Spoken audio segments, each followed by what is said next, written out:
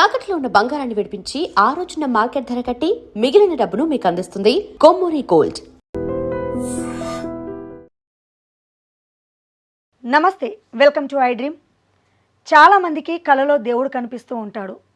ఎందువల్ల? దేవుడు కనిపిస్తే ఏమవుతుంది? గ్రామ దేవత విశిష్టత ఏంటి?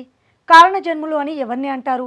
వితంతువులు, తాళి, బొట్టు ఇవన్నీ ఎందుకు పెట్టుకోకూడదు? దీని వెనుక ఆంతర్యం ఏంటి? ఇలాంటి సందేహాలు నివృత్తిపరచడానికి వాళ్ళ మనతో పాటు ఉన్నారు దివ్య విశ్వశక్తి పరివార్ ప్రచారకులు శ్రీ శ్రీ స్వామి ఓం స్వరూప్ గురూజీ గారు మనతో పాటు ఉన్నారు. వారితో మాట్లాడదాం, ఈ సందేహాలన్నింటినీ నివృత్తిపరచుకుందాం. నమస్కారం గురువుగారు. దివ్య స్వరూపులందరికీ దివ్య ఆశీస్సులు. శుభం. గురువుగారు, వితంతువులు తాళిబొట్టు, మెట్టెలు, పువ్వులు, ఇంకా వస్త్రాధారణ కూడా తెలుపే ధరిస్తూ ఉంటారు. దీని వెనకాల ఆంతర్యం ఏంటి? ఎందుకు వితంతువులు అలా ఉండాలి? మనం గతంలో పురాణం నుంచి చూస్తూ ఉన్నాము. దీనికి సరైన సమాధానం ఒక్కసారి మా ప్రేక్షకులకు వివరిస్తారా? తప్పకుండా తల్లి. ఈ యొక్క కాలమాన పరిస్థితులకి కొన్ని మార్పులు చేర్పులు అలవాట్లు మరి మారాయి. ఏది ఏమైనా స్త్రీలు శక్తి స్వరూపులు. ఆ చిన్నప్పుడు వాళ్ళ పెంపకంలో తల్లిదండ్రుల ఆలన పాలన పోషణ పెరిగి పెద్దవాళ్ళైన ఆ తల్లులు చాలా గొప్ప సంకల్పంతో ఉద్దేశంతో వేరే వాళ్ళ అంటే మెట్టినింటిని ఉద్ధరించడానికి వచ్చినటువంటి స్త్రీమూర్తులు. ఎలా? ఈ తల్లిదండ్రులు కన్నారు, పెంచారు మగపిల్లలతో పాటు, ఓకే. కానీ ఆడవాళ్ళ యొక్క తల్లుల యొక్క గొప్పతనం, ఈ ఇంట్లో ఉన్నప్పుడు ఈ ఇంట్లో సేవ చేస్తారు.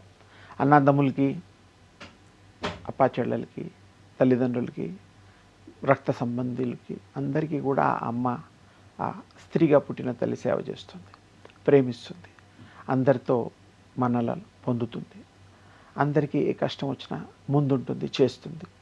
ఒక తల్లిలాగా, తల్లి తర్వాత తల్లిలాగా. ఆ అమ్మని మరి ఈ ఆచార వ్యవహారాల్లో మరి అలా అలవాటు అయిపోయింది కాబట్టి ఒకప్పుడు దూర సంబంధాలు ఇచ్చేవాళ్ళు కాదు. అంటే ఇప్పుడు అమెరికా వ్యామోహం, ఇంకెక్కడన్నా బాంబే, కలకత్తా, అబ్బాయికి మంచి ఉద్యోగం ఉంది, అన్నీ చూసి ఒకడే కొడుకు, ఇంకా బ్రహ్మాండం, ఆస్తులు ఉన్నాయి, బ్రహ్మాండం, 2 కార్లు ఉన్నాయి, ఏదో దాంతోపాటు ఒకటో రెండో మూడో కుక్కలు కూడా ఉన్నాయి. ఆ స్టేటస్ అంటే మరి స్టేటస్ కౌంట్ అవుతుంది కాబట్టి ఉన్నాయి. అందుకని అలా కాకుండా ఇప్పుడు పరిస్థితి, ఒకప్పుడు ఆ తల్లి ఇంటి ముందు కలాపి చల్లేది. అంటే పేడ నీళ్ళు అవన్నీ చేసి కలాపి అంటాం కదా. ఎదురుగుండా ఇంట్లో అబ్బాయికే పెళ్ళి చేస్తే ఆ కూతురి ఇంటి ముందు కూడా ఈవిడ ఇక్కడ చేసి కలాపి చల్లి అక్కడ కూడా చల్లేది. కూతురు కష్టపడకుండా ఉండడం కోసం దగ్గర సంబంధాలు ఇచ్చేవారు. పిల్లలు, అల్లుళ్ళు, తర్వాత అక్కయ్య పిల్లలు, బావ వరుస, మాయ వరుస, ఇలా. అంటే ఏమిటి? నా కూతురు, కన్న కూతురు నా కళ్ళ ముందు ఉండాలి జీవితాంతం. ఆ అమ్మాయికి ఏ కష్టం వచ్చినా, ఎలాగో భర్త అత్తయ్యలు ఉన్నా తల్లిదండ్రులు కూడా ఉన్నారు అనే భరోసా ఇవ్వడానికి అప్పట్లో తల్లిదండ్రులు ఎదురుగా ఉండే చుట్టాలు, సంబంధికులకి ప్రయారిటీ కాదు, పుట్టంగానే పేరు పెట్టేసేవారు. నీ పెళ్ళాన్రా అబ్బాయి, నీ భర్తరా అబ్బాయి అని అంతగా ఉండేది ఆ రోజుల్లో. అది ఇప్పుడు కాలమాన పరిస్థితిలో మారిపోయి ఉమ్మడి కుటుంబాలు కూడా విడిపోయి మరి ఎక్కడెక్కడో ప్రాంతాల్లో ఉద్యోగరీత్యాను ఇంకా రకరకాల ఇబ్బందులు ఉంటాయి. కారణాలు కొన్ని మనం చెప్పలేము. ఆ విధంగా వాళ్ళు వెళ్ళిపోయి వలస, సంబంధాలు తగ్గిపోయాయి, కాంటాక్ట్స్ తగ్గిపోయాయి. అప్పట్లో ఉత్తరాలు రాస్తుంటే ఎంతో అదొక, అంటే మరి ఆ కాలంలో ఉత్తరమే పెద్ద ప్రచార సాధనం, ఉభయ కుశలోపరి తెలుసుకోవడానికి ఉండేవి. ఇప్పుడేమో టెలిఫోన్లు వచ్చేసాయి, వీడియో కాల్స్ వచ్చేసాయి, ఇప్పుడు అప్డేట్ అయిపోయాం. అప్పట్లో పాపం అలాంటివి లేవు. ఇంతకీ స్త్రీలు అంత గొప్ప ఔన్నత్యం కలిగిన తల్లులు, తల్లిదండ్రులు ఆ ప్రేమని పెంచి జీవితాంతం ఉంచేటట్టుగా తల్లిదండ్రుల ప్రవర్తన ఉండేది. ఇతరులకు ఇచ్చేవాళ్ళు కాదు. ఇంకోటి, ఆ అమ్మాయి పెళ్ళి వయసు వచ్చిందనే ఉద్దేశంతో నలుగురికి చెప్పేవారు. అమ్మాయి పాప పెద్దదయింది, ఫంక్షను ఇట్లాంటివి. ఎందుకు? ఆ అమ్మాయికి ఎవరికి ఇష్టమైన వాళ్ళలో సంతోషంతో చేసే పండగలు. అది పబ్లిసిటీ కాదు, మన ఆనందంతో చేసే ఒక కార్యక్రమం. సో ఈ ఇష్టమైన వాళ్ళు, వాళ్ళలో దగ్గర వాళ్ళు ఈ అమ్మాయిని చేసుకుందాం మన కోడలు. ఆల్రెడీ చిన్నప్పుడు పేర్లు పెట్టిన ఆ యొక్క వరసలు లేకపోతే అప్పుడు బయట వాళ్ళు, ఆ వరసలు ఉండేటప్పుడు వాళ్ళే చేసుకునేవారు. ఏదో సైంటిఫిక్గా ఈ మధ్యకాలంలో దగ్గర వాళ్ళని చేసుకోకూడదు, మేనమామల్ని చేసుకోవద్దు, బావల్ని చేసుకోవద్దు, చెల్లయి అంటే తండ్రి చెల్లయి ఆడపడుచు పిల్లల్ని చేసుకోకూడదు, రకరకాలుగా సైంటిఫిక్గా అని అది ఇది కొంతమంది ఈ మధ్య మానేశారు. ఒకప్పుడు మరి లేదుగా, సైన్సే లేనప్పుడు మరి అందరికీ ఏ జబ్బులు రాలేదుగా. వాళ్ళు కూడా పెరిగి పెద్దవాళ్ళు అయ్యి ఆనందంగా లేరా? వంశాలు నిలబెట్టలేదా మేనరికం చేసుకోవద్దు అని అనే అంటూ అంటారు. ఇప్పుడు మేనరికాలు తగ్గిపోయాయి. ఒకప్పుడు ఎక్కువగా ఉండేది, కంపల్సరీ ఉండేది. అవును. అంటే కాలమాన పరిస్థితులకి మారియే తప్ప అదేం లేదు. అంటే కొంచెం విపులంగా చెప్పడానికి నేను కొంచెం మన సంబంధాలు ఎలా మారుతున్నాయో ప్రజలకి తెలియపరచడం కోసం నేను కొంచెం లోతుగా వెళ్ళాను, అంతకంటే ఏం లేదు. అయితే ఇక్కడ చిన్నప్పటి నుంచి పెంచిన తల్లిదండ్రులు బొట్టు, నుదుట బొట్టు, కాటుక, కమ్మలు, బంగారు నగలు, మెళ్ళో చక్కగా అలంకరణకి యోగ్యమైన పువ్వులు, గాజులు ఇత్యాదివన్నీ ఆ తల్లికి ఆభరణాలు, ఆవిడ హక్కు. అమ్మవారికి దేవుడికి ఎన్ని పెడతాం? అన్నీ అలంకరిస్తామా లేదా? ఆ అమ్మవారి స్వరూపమే ఈ స్త్రీమూర్తి. స్త్రీలు ఎవరో కాదు, ఆ పరాత్పరి, ఆది పరాశక్తి, లలితా పరమేశ్వరి, పార్వతీదేవి, లక్ష్మీదేవి, సరస్వతీ మాత, ఇలాంటి దేవతలు ఎంతమంది ఉన్నారో, దుర్గా, ఎవరినైనా తీసుకోండి, స్త్రీలు శక్తివంతులు, శక్తి స్వరూపాలు. అలా పెంచిన ఆ గౌరవిస్తూ దేవతలాగా భావిస్తూ మా ఇంటి లక్ష్మిగా తల్లిదండ్రులు భావించి మెట్టినింట్లో కూడా వాళ్ళు కూడా లక్ష్మి ఆహ్వానం పలికి పెళ్ళిళ్ళలో వాటిలో ఉండేది. అప్పుడు సౌభాగ్యానికి చిహ్నం అది. పుట్టుకతో వచ్చినవి ఏవి కూడా తీసేయడానికి ఎవ్వరికీ, తీయమనడానికి అధికారం లేదు. బొట్టు పెట్టుకోకపోవడానికి, భర్త లేడు అని చెప్పడానికి గుర్తుగానే అంటే అది మనం ఏమి మాట్లాడలేం. ఒకనాటి కాలంలో విధవ అనే పదం వాడకూడదు. మరి భర్త వియోగం చెందిన తల్లిని ఆ మాట మాట్లాడతారు. అంటే వారికి తెల్ల బట్టలు వేయడం కానీ, ఇంట్లో వాళ్ళని ఉంచడం కానీ. ఎందుకంటే అప్పట్లో ఆ తల్లులు వాళ్ళ ఫుడ్ కూడా మారిపోయి చప్పటి ఫుడ్ ఉండేది. అంటే వాళ్ళకి ఏ విధమైనటువంటి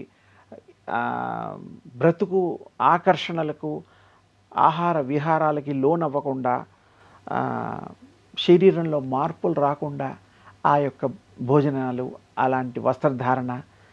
ఇంకా బాధాకరమైన విషయం, జుట్టు తీసేసేవారు భర్త లేని వాళ్ళని. జుట్టు అది నాకు ఎవరు ఆ పని చేసినా, ఎందుకు చేశారో కారణాలు ఉండొచ్చేమో, అది బాధాకరము. ఒక స్త్రీమూర్తిని అంత అవమానించాలా, అంత హేళన చేయాలా? భర్త చనిపోతే, భర్త చనిపోయాడు, బాధ ఉంటుంది, ఓకే, అర్థం చేసుకుంటాం. గాజులు తీసేయడాలు, బొట్టు అందవికారంగా అవి స్త్రీని అవమానించడమే అవుతుంది. అందుకని సరే, ఈ మోడ్రన్ ఈ టైంలో మామూలుగానే బొట్లు పెట్టుకుంటున్నారు, అన్ని రకరకాల రంగు చీరలు కూడా కట్టుకుంటున్నారు, ఒకప్పుడు తెల్ల చీరలు కాకుండా. సరే, ఆ కాలమానానికి అది ఎందుకో మరి ఆచార వ్యవహారాల్లో వచ్చింది. ఇప్పుడు క్వైట్ ఆపోజిట్. అసలు ఎవరు కూడా తెలుపు ఫ్యాషన్ పీరియడ్లో కట్టుకుంటారేమో కానీ, ఇలా భర్త లేడని తెలియజెప్పే డ్రెస్సులు కానీ, మొహంలో అలంకరణలు కానీ లేవు. అందుకని వాళ్ళకి పూర్తి అధికారము, స్వతంత్రత ఉంటుంది. మనం కూడా వాళ్ళకి గౌరవించి, వాళ్ళని మనస్తాపానికి గురి చేయకుండా ఆ తల్లుల్ని గౌరవిద్దాం, మన తల్లులుగా భావిద్దాం, సోదరిగా ప్రేమిద్దాం, మర్యాదపూర్వకంగా జీవించే హక్కుని మనం ఈ సమాజంలో కల్పిద్దాం. అందుకని భగవంతుడు అనుగ్రహం ఉంటుంది, దేవతల అనుగ్రహం ఉంటుంది, వారిని అవమానించే హక్కు ఎవరికీ లేదు. ఇప్పుడు ఎవరెవరో పట్టించుకోవడం లేదు. ఒకప్పుడు ఊళ్ళో 10 కుటుంబాలు ఉండేవి, 100 కుటుంబాలు ఉండేవి, పలానా వాళ్ళని గుర్తుండేది. ఇప్పుడు హైదరాబాదు నగరాల లాంటి మరి పరిణితి చెందిన నగరాల్లో ఎవరెవరో తెలియదు, టైం లేదు. ఎవరు పట్టించుకొని అవమానించడానికి పనికట్టుకొని వారి మీద ఇది చేస్తారు, దాడులు చెయ్యరు. అంటే ఇది చరిత్ర మిగిలిపోయింది అంతే తప్ప ఆ తల్లుల్ని ఇట్లా మరి అవమానించడం కానీ, బాధ పెట్టడం కానీ, మరి దాన్ని ఏమంటారు ఫంక్షన్స్లో, తర్వాత శుభకార్యాలలో పసుపుట్లు ఇవ్వడే దాంట్లో, పూజల్లో కూడా వాళ్ళని చిన్నచూపు చూడొద్దని ప్రత్యేకించి అర్థం చేసుకోవాలనేటువంటిది ఆ భగవంతుడి యొక్క మాటగా, తల్లుల మాటగా మీకు తెలియపరుస్తున్నాను. దయచేసి వారిని హక్కున చేర్చుకోండి, ప్రేమించండి, గౌరవించండి. మీ ఇంట్లో ఆ తల్లులకి మరి మర్యాద ఇవ్వండి. తల్లికి విధవ తల్లి ఉన్నప్పుడు కొడుకు తల్లికి గౌరవం ఇస్తున్నాడా లేదా? తల్లి ప్రేమిస్తున్నాడా లేదా? ప్రేమించాల్సిందే. ఆ తల్లిని మాతృమూర్తి భగవత్ స్వరూపులుగా కొడుకు మరి పాటిస్తున్నాడు, ప్రేమిస్తున్నాడు, ఆరాధిస్తున్నాడు, గౌరవిస్తున్నాడు. అలాంటప్పుడు అందరం గౌరవిద్దాం. అందరికీ మనం ఆ యొక్క సత్యాన్ని తెలియపరచాలి. ఈ సమాజంలో మనం వారికి తప్పకుండా ఉన్నత స్థానాన్ని, గౌరవాన్ని స్త్రీకి ఇవ్వగలిగిన నాడు, ఇచ్చిన నాడు స్త్రీ యొక్క ప్రేమని మరి అందరూ పంచుకునే తల్లి ప్రేమలాగా, చెల్లి ప్రేమలాగా, భార్య ప్రేమలాగా, రకరకాల అవస్థల్లో, అవతారాల్లో ఉండే తల్లుల యొక్క ప్రేమను పొందుతాం. ఇది సమాజంలో ఈ అలవాట్లు చాలా వరకు మారాయి. కాస్తో కూస్తో ఇంకెక్కడైనా ఉంటే అక్కడ కూడా మార్పుని మనం కోరుకునే దిశగా ఈ నవ యుగంలో మరి ఆ మార్పులు ఉన్నాయి. మంచిదే ఒక విధంగా. మరి ఎటొచ్చి వాళ్ళ మనస్సుని మనం ఇబ్బంది పెట్టకుండా ప్రవర్తించేటట్టుగా మనం ఈ యొక్క నడకని నడుద్దాం. సమాజంలో వారికి కూడా తగు స్థానాన్ని మనం కల్పిద్దాం. అందరూ గౌరవించండి, అందరూ ప్రేమించండి, అందరూ అందరితో కలిసి ఉండండి.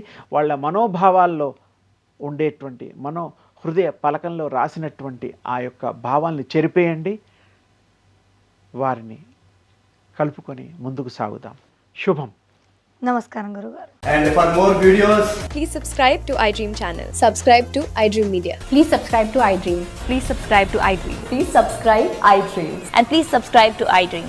For more videos, subscribe to iDream. please like, share and subscribe to the channel. Congratulations, iDream. Subscribe to iDream. Subscribe to iDream. So subscribe to iDream Media. iDream ki iDream team andarki huge congratulations. Please subscribe iDream Media. Please subscribe to iDream. Subscribe iDream. Please subscribe to iDream. iDream అంటే నా కళల channel subscribe చేసుకున్న నోరు తిరుగుతలేదు. మీరైతే గంట గుర్తు కొట్టండి. For more such videos, please subscribe to iDream. Subscribe to iDream. Please subscribe to iDream. Please subscribe iDream Media. Please do subscribe to iDream. Please subscribe to iDream Media. For best entertainment and information, please subscribe iDream. And don't forget to subscribe to iDream.